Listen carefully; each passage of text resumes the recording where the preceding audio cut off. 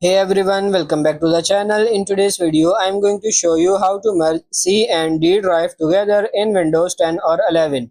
It's really simple and easy. First of all, go to the search box and then type in partition and then click on create and format hard disk partitions. Now here, as you can see, this is the C drive and this is the D drive that we are going to merge together. Now if you have anything important on the D drive, you need to back up those files or data because everything will be deleted from D drive once we delete the partition of D drive. After that, you have to right click on D drive and click on this delete volume and then click on yes. And now we have this unlocated space and now we are ready to merge them together.